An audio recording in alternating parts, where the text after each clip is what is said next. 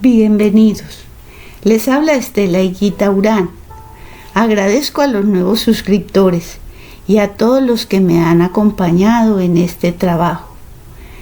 También les quiero contar que el programa ya no me deja usar los subtítulos, por eso dejaron de aparecer desde el cuento anterior. Les recuerdo a todos que se suscriban, que lo compartan, que le den like y que me hagan sus comentarios. El cuento de hoy se llama En el abismo. En posición fetal, trataba de calentar el espacio de la litera de cemento en la que reposaba. Tenía los puños cerrados y las uñas clavadas en las palmas. Entonces cayó en la cuenta de que se estaba lastimando. Abrió los dedos e introdujo entre las manos un pedazo de la manta con la que se cubría. Aunque estaba cansada, no quiso darse vuelta para no perder el poco calor que había acumulado. Cerró los ojos y en su mente aparecieron otra vez las imágenes de los dos hombres que destruyeron su vida. Buscaba cómo evadir esos pensamientos que se habían convertido en una tortura y que aumentaban el odio que llevaba por dentro, que era punzante, asquerosamente corrosivo. Y no solo estaba dirigido a ellos, alcanzaba también al niño, y hasta ella misma se odiaba por llevar la sangre del viejo Macario Ruiz, a quien tuvo como padre. También se despreciaba por confiada, por haber creído en Roberto, su esposo, el que jamás le causaría daño. Sintió miedo por la repulsión que empezaba a inspirarle su propio hijo, un niño que aún no cumplía los 3 años y que no era culpable de nada. La luz que entraba por el ventanuco de rejas junto al techo apenas le permitía ver los movimientos de las otras mujeres que dormían. El resto del lugar permanecía siempre en la penumbra. Solo cuando algún carro pasaba a lo lejos, el cuarto se iluminaba un poco, reflejando las paredes y también los barrotes crecidos, negros y movedizos, y hasta se alcanzaban a ver los dibujos y letreros obscenos. Las horas pasaban lentas. Volvió a recordar en medio del silencio agobiante lo que había vivido, o tal vez soñado, sin tener muy claros los límites entre la realidad y la fantasía. Todo parecía haber sucedido en un tiempo remoto que se burlaba de ella, mirándola vengativo, como cobrándole la poca felicidad que le había dado.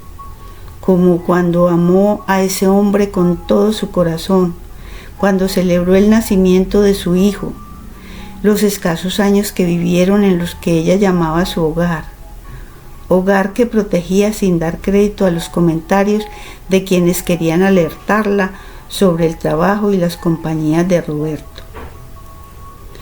Una sombra la hechizó deslizándose despacio con base en dádivas, con muestras de un cariño fingido.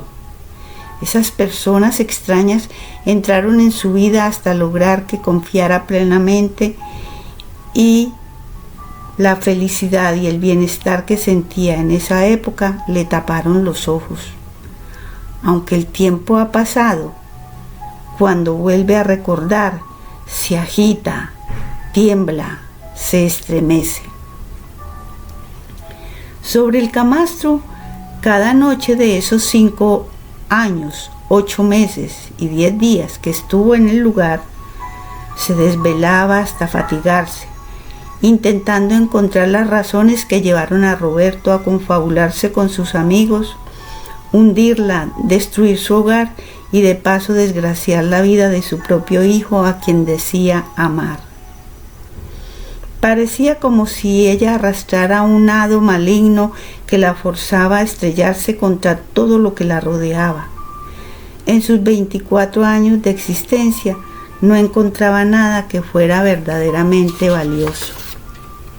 Con frecuencia sufría de náuseas cuando recordaba sin querer al viejo que la encerraba para manosearla, le mojaba la cara con sus babas y le decía: «Lo que ha de ser para otro, primero lo debe aprovechar el papá».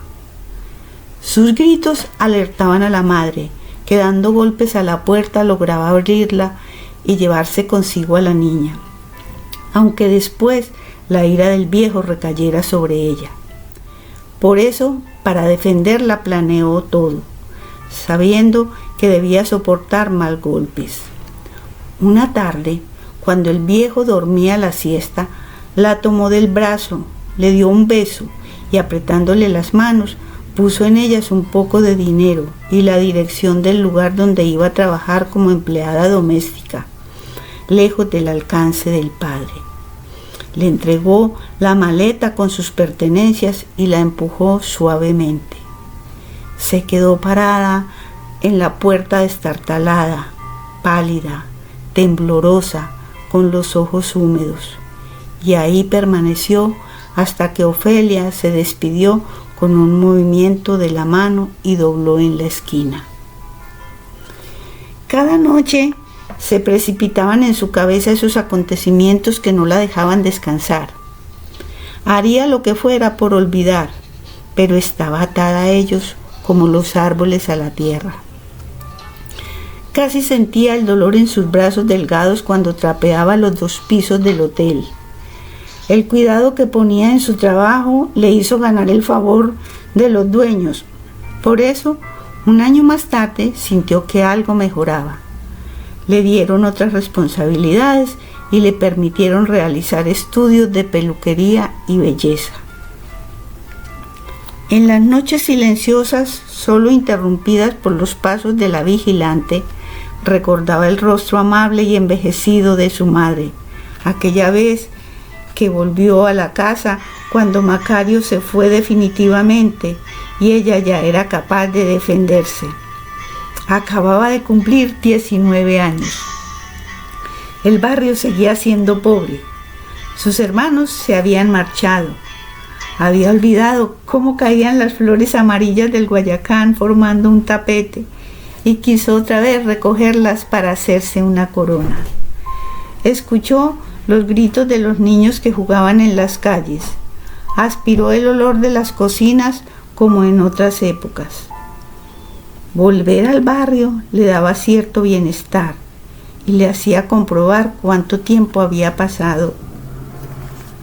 En la casa de la esquina, ya remodelada, aún vivía la familia Fernández.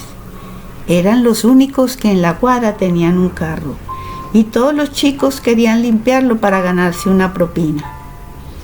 El hombre que llegaba manejando tocaba la puerta con su anillo de oro como el que usaba el Papa. Entraba orgulloso. Era Roberto Fernández, un hombre maduro que antes no se había fijado en ella, pero que al verla reaparecer joven y bonita se quedaba cerca de la ventana, corría el tul y la observaba sin quitarle los ojos de encima. Ella lo sabía y por eso pasaba coqueta como quien no ve nada y sonreía a la gente. Saberse vigilada hacía sentirse importante. La pobreza, la carencia de muchas cosas le hicieron pensar en formar un hogar propio. El noviazgo duró poco, por lo que no logró conocer bien al hombre con el que se casó. Se instalaron en un barrio donde todas las casas eran lujosas. Ella se sentía feliz, estaba enamorada. Por los pocos momentos de felicidad que en ocasiones le brindó Roberto, perdonaba sus durezas y sus rabietas y hasta las faltas de respeto que eran frecuentes. La casa, la ropa y las comidas siempre estaban listas, por eso él no encontraba motivos para descargar su mal humor. Ante la curiosidad de Ofelia por saber en qué consistía ese empleo que lo dejaba tan fatigado, unas veces evadía la respuesta y otras reaccionaba con ira infundada, gritaba o le tiraba la comida en la cara. Ella soportaba todo y nunca más volvió a preguntar. El frío la tenía casi rígida y con calambres en las piernas. Cambió de posición, tratando de no desperdiciar el calor que ya había acumulado. Después pudo ver la silueta oscura de la mujer que vigilaba. «Mi amor, son ellos, Chepe y Mari», le dijo Roberto cuando los amigos vinieron a su casa por primera vez. Después los visitaron con frecuencia, algunas veces sin aviso previo. No preguntó nada para evitar el mal humor de su esposo. Creyó que los nuevos amigos eran esposos y ni siquiera supo sus apellidos. Roberto la llevó aparte y le pidió que no los interrogara sobre sus empleos ni nada personal. En ese tiempo, Andrés, el bebé, ya caminaba y empezaba a decir algunas palabras. Los regalos costosos llegaban constantemente. Roberto se mostraba como un buen padre y un esposo enamorado, por lo que Ofelia cerró los oídos a quienes querían prevenirla. Allí, con el frío de la madrugada, los pies helados, los dientes apretados y las manos adoloridas, recordó lo feliz que estaba el día en que Roberto llegó con la noticia de que irían a la capital para sacar la visa. Más tarde, le entregó el tiquete para viajar al exterior con Chepe y Mary. Nunca había hecho un paseo. Cómo amaba a aquel hombre que le daba tanta alegría. Recordó su insistencia para que los tres fueran y casi volvió a escuchar la voz de Roberto cuando le decía: «Es un premio para ti, por ser tan buena, por cuidar del hogar. Ay, me gustaría tanto ir, pero no me alcanza el dinero para otro pasaje. Por eso viajarás con ellos». «Quiero llevarme al niño». «No, el niño necesita cuidados e impedirá que disfrutes de todo». Con el puño cerrado, dio un golpe sobre la litera de cemento y exclamó en tono audible: «Maldito asqueroso, ojalá te pudras en vida y te hundas en lo más profundo del infierno». Algunas mujeres se movieron, otras no se dieron por aludidas. Solo Cecilia exclamó: «¿Otra vez con tus pesadillas, Ofelia? Tus heridas nunca sanarán. Los hombres son obra del demonio, por eso fue que yo mandé el mío para el infierno. Eso mismo debes hacer tú». Ofelia se dio cuenta de que la mano le dolía y con ella se limpió la cara mojada. Una voz desde afuera dijo: «Deben permanecer calladas». «¡Vete al diablo!», contestó Cecilia, y otra vez todo quedó en silencio. Entonces recordó algo que había estado deshecho en su conciencia y que ahora llegaba como un descubrimiento. En esos días antes del viaje, Roberto se volvió muy amoroso.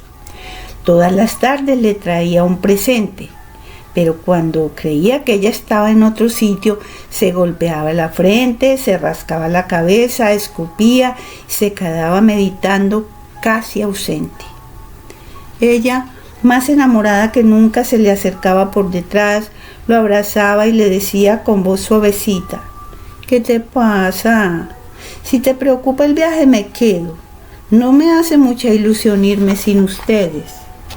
«No, ve tranquila, yo me las arreglaré para cuidar al niño».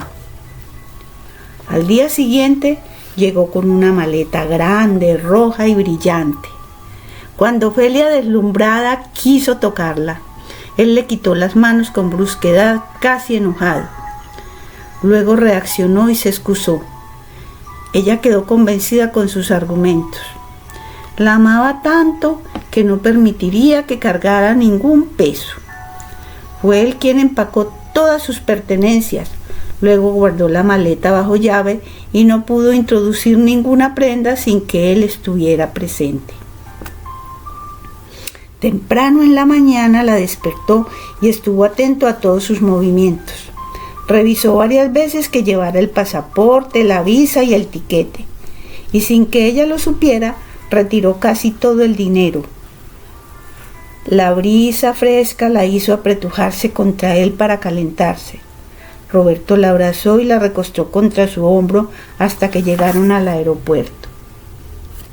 Chepe y Mary ya estaban en fila para entregar el equipaje y pasaron rápidamente la maleta roja colocando en la etiqueta el nombre de Ofelia Ruiz. En un momento Roberto desapareció sin despedirse. El mundo de los aviones se le antojaba exótico y alucinante. Deseó haber sido azafata o piloto o simplemente un ave para volar sin preocupaciones y conocer lugares. Las nubes debajo del avión le daban la sensación de estar viviendo sobre algodones blancos, y cuando divisaba por la ventanilla creía ver castillos de cristal en la lejanía. Qué lindo parecía el mundo cuando todo se tenía: esposo, hijo, hogar y amigos incondicionales y un viaje al exterior. Con cuánta ira evocó los últimos sucesos. Caminaban por aquel lugar enorme y ella miraba todo extasiada, ensimismada, aturdida.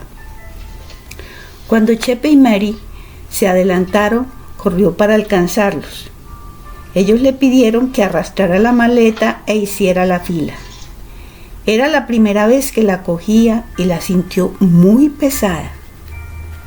Mary le dijo en voz baja: como ya nos revisaron el equipaje, te esperamos detrás de aquella puerta. No debemos permanecer aquí mientras revisan a los pasajeros. Muy confiada, buscó las llaves en el equipaje de mano, sonriéndole a la gente de que le iba a revisar. Cuando tanteó el bolso, cayó en la cuenta de que el dinero no estaba donde ella lo había guardado. Pensó que tal vez Roberto lo había cambiado de sitio, pero no veía dónde podía estar. Siguió buscando la llave y abrió la maleta. Unos hombres uniformados llegaron rápido. Rompieron el interior forrado con telas rojas y sacaron unas bolsas negras aplanadas. ¿Su nombre? Ofelia Ruiz. ¿A qué viene a este país? De paseo. ¿Con quién viaja? Con Chepe y Mary. ¿Apellidos de sus compañeros? No lo sé. ¿Conoce el contenido? ¿Conoce el contenido de la maleta? No, señor. Después, con un hisopo extrajeron un polvo que se volvía azul al contacto con un algodón húmedo. Empezaron a hablar en inglés sin que ella entendiera. En ese momento, Ofelia Ruiz lo comprendió todo. Como si una puerta invisible se abriera, supo con espanto quiénes la habían traicionado, qué contenía la maleta roja que nunca pudo tocar y cuál sería su suerte a partir de entonces. Más tarde, saliendo del cubículo donde la tenían recluida, escuchó el eco de muchos pasos apresurados. Algunos eran los suyos, aunque no tenía claro si estaba caminando o flotando.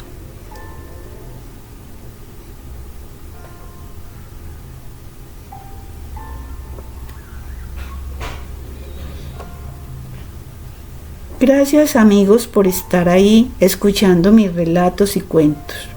Eso lo valoro mucho.